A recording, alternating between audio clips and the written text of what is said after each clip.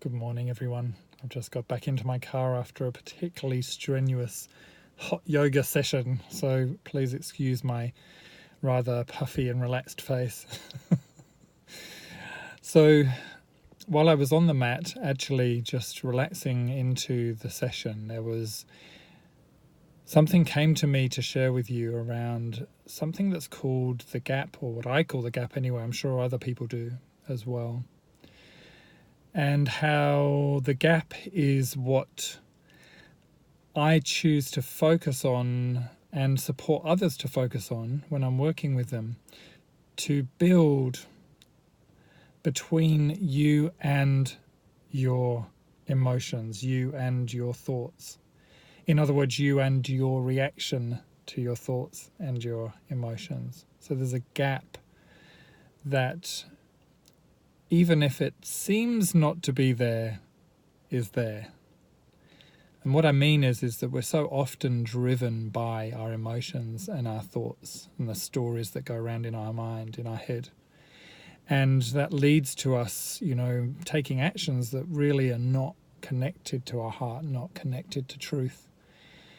So if you make a practice, and again, yoga's an awesome one for that, because you really do bring all of your presence into the moment on the mat.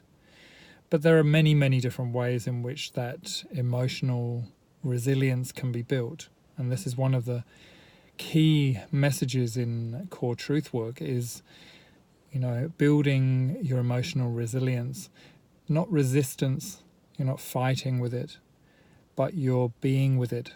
So being able to be with your uncomfortable emotions at times, or incessant thinking.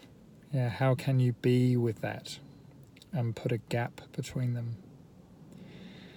Because effectively, when you have a gap, when you enter that gap or you notice that gap, it opens up a whole new arena for you, an arena that gives you choice. So do I go with that thought? Do I go with that emotion? Or do I come back for a moment?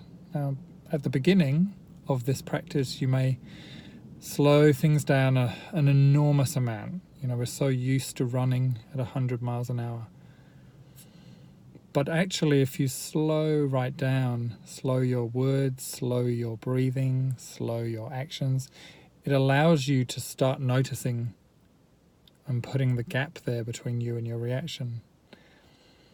So I invite you today just to see if you can become aware of the gap between you and what is going on, you and your story, you and your emotions, and see what happens.